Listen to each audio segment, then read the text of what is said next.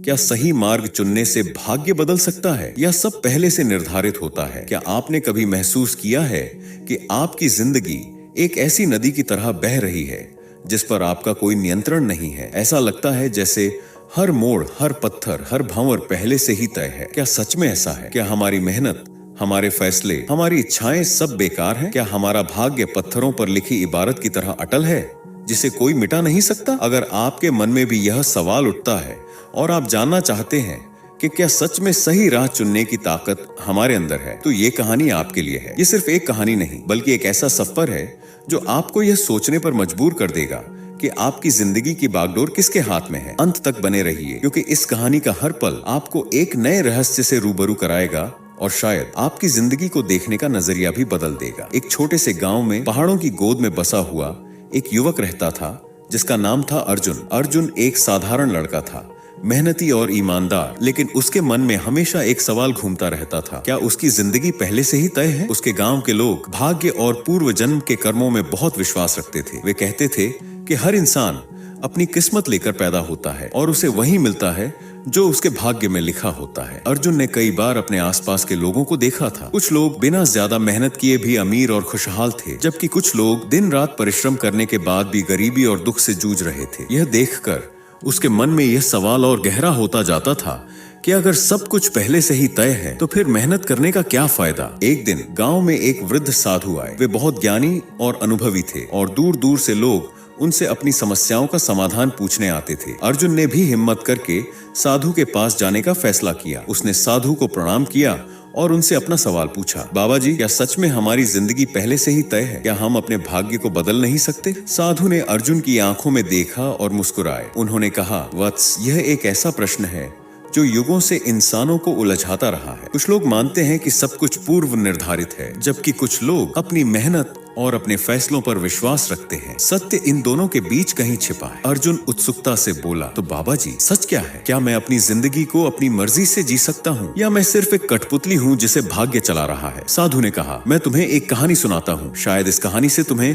अपने प्रश्न का उत्तर मिल जाए। साधु ने कहानी शुरू की। बहुत समय पहले एक घने जंगल में दो छोटे पौधे साथ साथ उगे थे। एक था बरगद का और दूसरा था बांस का। दोनों ही बहुत छोटे थे और अपनी जड़ों को मिट्टी में मजबूत करने की कोशिश कर रहे थे। समय बीतता गया और दोनों पौधे धीरे धीरे बढ़ने लगे। बरगद का पौधा धीरे धीरे मजबूती से बढ़ रहा था। उसकी जड़ें जमीन में गहराई तक फैल रही थीं और उसका तना मोटा और मजबूत होता जा रहा था। वह जानता था कि उसे एक विशाल वृक्ष बनना है जो सदियों तक खड़ा रहेगा और अनगिनत प्राणियों को आश्रय देगा। दूसरी ओर बांस का पौधा तेजी से बढ़ रहा था। वह पतला और लचीला था और हवा के साथ आसानी से झुक जाता था। वह हमेशा आसमान की ओर देखता रहता था और जल्द से जल्द ऊपर उठना चाहता था। एक दिन जंगल में एक जोरदार तूफान आया। हवाएं इतनी तेज थीं कि बड़े बड़े पेड़ भी हिल रहे थे। बरगद का पौधा अपनी मजबूत जड़ों के कारण जमीन पर टिका रहा। वह थोड़ा झुका जरूर, लेकिन उसने हार नहीं मानी। उसकी ताकत उसकी जड़ों में थी, जो उसे हर मुश्किल का सामना करने की शक्ति दे रही थी। लेकिन बांस का पौधा तूफान के सामने टिक नहीं पाया। वह बहुत पतला और लचीला था, इसलिए हवा के हर झोंके के साथ बुरी तरह से मुड़ रहा था। उसे डर था कि वह टूट जाएगा। उसने अपनी पूरी ताकत लगाई, लेकिन तूफान इतना भयानक था कि उसे अंततः झुकना पड़ा। उसकी कुछ पत्तियां टूट गईं और उसका तना भी थोड़ा टेढ़ा हो गया। तूफान थमने के बाद बरगद का पौधा सीधा खड़ा हो गया, जैसे कुछ हुआ ही ना हो। उसने बांस के पौधे को देखा जो अभी भी बुरी तरह से झुका हुआ था। बरगद ने बांस से पूछा, तुम ठीक हो? बांस ने उदासी से कहा, नहीं, मैं टूट गया हूँ। मुझे लगता है कि मैं कभी भी तुम्हारी तरह मजबूत नहीं बन पाऊंगा। मेरा भाग्य शायद कमजोर रहना ही लिखा है। बरगद ने मुस्कुराकर कहा, यह मत कहो मेरे दोस्त, तुम्हारी अपनी ताकत है जो शायद तुम अभी नहीं पहचानते। बांस ने हैरान होकर पूछा, मेरी ताकत? मुझ में तो सिर्फ लचीलापन है। मैं तो हर हवा के झोंके के साथ झुक जाता हूँ। बरगद ने कहा, हाँ, तुम झुकते हो, लेकिन तुम टूटते नहीं हो। यही तुम्हारी सबसे बड़ी ताकत है। तुम जानते हो कि कब झुकना है और कब वापस उठना है। मैं अपनी जगह पर अडिग रहता हूँ, लेकिन अगर तूफान बहुत ज्यादा तेज हो जाए तो मैं भी टूट सकता हूँ। तुम्हारी लचीलापन तुम्हें हर परिस्थिति में जीवित रहने की कला सिखाता है। बांस ने बरगद की बातों पर ध्यान दिया। उसने महसूस किया कि बरगद सही कह रहा था। उसकी कमजोरी ही उसकी ताकत थी। वह हर मुश्किल का सामना कर सकता था, क्योंकि वह जानता था कि कैसे झुकना है और फिर से उठना है। साधु ने अर्जुन से कहा, वत्स, इस कहानी से तुम्हें क्या सीख मिली? अर्जुन ने कुछ देर सोचा और फिर बोला, मुझे यह समझ में आया कि हमारी जिंदगी में कुछ चीजें तो शायद पहले से ही तय होती हैं, जैसे हमारी परिस्थितियां या हमारे आसपास के लोग, लेकिन उन परिस्थितियों का सामना हम कैसे करते हैं यह हमारे ऊपर निर्भर करता है। हम बरगद की तरह मजबूत बन सकते हैं या बांस की तरह लचीले, और शायद दोनों ही तरह से हम अपनी जिंदगी को बेहतर बना सकते हैं। साधु ने कहा, तुमने सही समझा। भाग्य एक नक्शे की तरह है जो तुम्हें तुम्हारी मंजिल की ओर इशारा करता है, लेकिन उस रास्ते पर चलना कैसे है ये तुम्हारे पैरों पर निर्भर करता है। तुम चाहो तो दौड़ सकते हो, तुम चाहो तो धीरे धीरे चल सकते हो, या तुम चाहो तो रास्ते में रुक भी सकते हो। तुम्हारे फैसले ही यह तय करते हैं कि तुम अपनी मंजिल तक कब और कैसे पहुंचोगे। अर्जुन ने पूछा, तो क्या इसका मतलब यह है कि हम अपने भाग्य को बदल सकते हैं? साधु ने कहा, हाँ और नहीं। कुछ चीजें ऐसी होती हैं जो हमारे नियंत्रण से बाहर होती हैं, लेकिन बहुत कुछ ऐसा भी होता है जिससे हम अपनी मेहनत, अपने ज्ञान और अपने सही फैसलों से बदल सकते हैं। सही मार्ग चुनना, सही कर्म करना और सकारात्मक सोच रखना, ये वो हथियार हैं जिनसे तुम अपने भाग्य को एक नया आकार दे सकते हो। साधु ने आगे कहा, यह याद रखो कि हर चुनाव का अपना परिणाम होता है। अगर तुम गलत रास्ता चुनोगे तो तुम्हें दुख और कठिनाइयों का सामना करना पड़ेगा, लेकिन अगर तुम सही रास्ता चुनोगे तो तुम्हें शांति, खुशी और सफलता मिलेगी। इसीलिए हमेशा सोच समझकर फैसले लो और अपने विवेक पर भरोसा रखो। अर्जुन को साधु की बातों से बहुत प्रेरणा मिली। उसे यह एहसास हुआ कि वह अपनी जिंदगी का मालिक खुद है। भाग्य भले ही उसे कुछ परिस्थितियां दे, लेकिन उन परिस्थितियों में वह कैसे प्रतिक्रिया करता है यह उसके हाथ में है। उस दिन के बाद अर्जुन ने अपनी जिंदगी को एक नए नजरिए से देखना शुरू कर दिया। उसने मेहनत करना और भी ज्यादा शुरू कर दिया। उसने अच्छे काम करने और दूसरों की मदद करने का संकल्प लिया। उसने नकारात्मक विचारों को त्याग दिया और हमेशा सकारात्मक रहने की कोशिश की। धीरे धीरे अर्जुन की जिंदगी में बदलाव आने लगे। उसकी मेहनत रंग लाई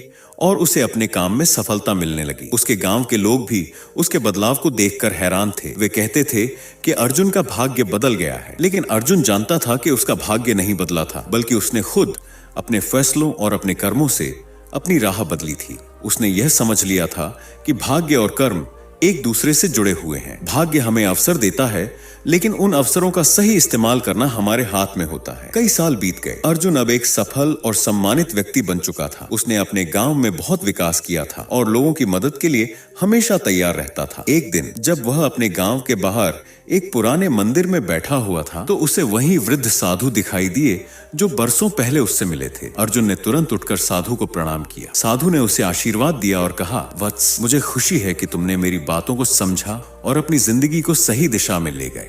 अर्जुन ने विनम्रता से कहा, यह सब आपकी कृपा और आपके ज्ञान की वजह से हुआ बाबा जी। आपने मेरी आंखें खोल दी। साधु ने मुस्कुराकर कहा, लेकिन अभी भी एक रहस्य बाकी है वत्स। अर्जुन हैरान होकर बोला, कौन सा रहस्य बाबा जी? साधु ने अपनी आंखें बंद कर लीं और कुछ देर ध्यान में रहे। फिर उन्होंने अपनी आंखें खोली और अर्जुन की ओर देखा। उन्होंने कहा, क्या तुम्हें याद है जब मैंने तुम्हें दो पौधों की कहानी सुनाई थी, बरगद और बांस? अर्जुन ने कहा, हाँ बाबा जी, मुझे अच्छी तरह से याद है। साधु ने कहा, मैंने तुम्हें सिर्फ उन दो पौधों के बारे में बताया था जो एक साथ उगे थे, लेकिन मैंने तुम्हें यह नहीं बताया कि उस जंगल में एक तीसरा पौधा भी था। अर्जुन की उत्सुकता बढ़ गई। उसने पूछा, कौन सा पौधा बाबा जी? साधु ने कहा, वह एक छोटा सा फूल का पौधा था, बहुत ही नाजुक और सुंदर। जब तूफान आया तो वह पौधा बुरी तरह से हिल गया। उसकी पत्तियां झड़ गईं और उसकी टहनियां टूट गईं। वह लगभग मर चुका था। अर्जुन ने दुख से कहा, ओह, यह तो बहुत बुरा हुआ। साधु ने कहा, हाँ बुरा तो हुआ, लेकिन क्या तुम जानते हो कि उस छोटे से फूल के पौधे ने क्या किया? अर्जुन ने नकारात्मक में सिर हिलाया। साधु ने कहा, उस पौधे ने हार नहीं मानी। उसने अपनी बची हुई जड़ों को मिट्टी में और गहराई तक जमाया। उसने अपनी टूटी हुई टहनियों से नई कॉम्प्लेवन निकालने की कोशिश की, और सबसे बड़ी बात, उसने सूरज की रोशनी और बारिश की बूंदों का इंतजार किया, यह विश्वास रखते हुए कि एक दिन वह फिर से खिलेगा। अर्जुन ध्यान से साधु की बातें सुन रहा था। साधु ने आगे कहा, और जानते हो क्या हुआ? कुछ समय बाद वह छोटा सा फूल का पौधा सच में फिर से खिल उठा। उसकी सुंदरता और उसकी खुशबू पूरे जंगल में फैल गई। उसने यह साबित कर दिया कि चाहे परिस्थितियां कितनी भी मुश्किल क्यों न हो, अगर हमारे अंदर जीने की इच्छा शक्ति है तो हम हर बाधा को पार कर सकते हैं। अर्जुन को इस कहानी से एक नया सबक मिला।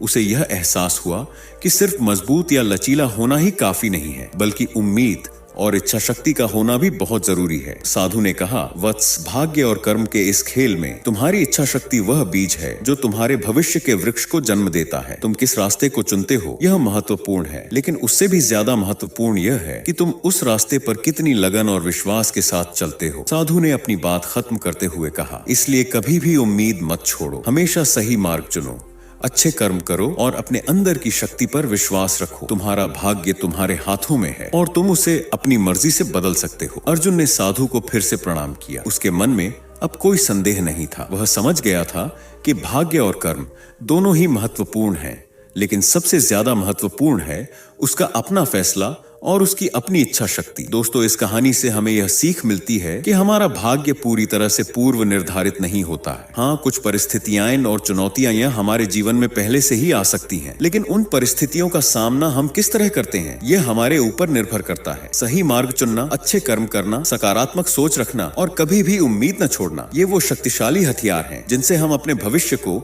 एक नई दिशा दे सकते हैं। हमारी इच्छा शक्ति और हमारे फैसले ही अंततः यह तय करते हैं कि हमारी जिंदगी किस ओर जाएगी। इसलिए हमेशा सोच समझकर फैसले लें, अपने विवेक पर भरोसा रखें और कभी भी अपनी मंजिल से भटके नहीं। याद रखें, आपके अंदर वह शक्ति है जिससे आप अपना भाग्य खुद लिख सकते हैं। लेकिन क्या सच में अर्जुन ने अपना भाग्य पूरी तरह से बदल दिया था? क्या उस वृद्ध साधु ने उसे पूरी सच्चाई बताई थी, या फिर उस छोटे से फूल के पौधे की कहानी में भी कोई और गहरा रहस्य छिपा था जो अर्जुन को अभी तक पता नहीं था? यह जानने के लिए आपको अपनी जिंदगी के पन्ने पलटकर देखने होंगे और यह फैसला करना होगा कि आपकी कहानी का अंत कैसा होगा। क्या आप अपने भाग्य के लेखक बनेंगे या सिर्फ एक दर्शक बनकर अपनी जिंदगी को बहते हुए देखेंगे? फैसला आपका है। दोस्तों, इस कहानी ने आपको कैसा महसूस कराया? अपनी राय कमेंट में जरूर लिखें। अगर आपको यह वीडियो पसंद आई तो लाइक और शेयर करें। ऐसे ही और वीडियो देखने के लिए केवल इंस्पायर को सब्सक्राइब करना न भूलें। आपका समर्थन ही सब कुछ है।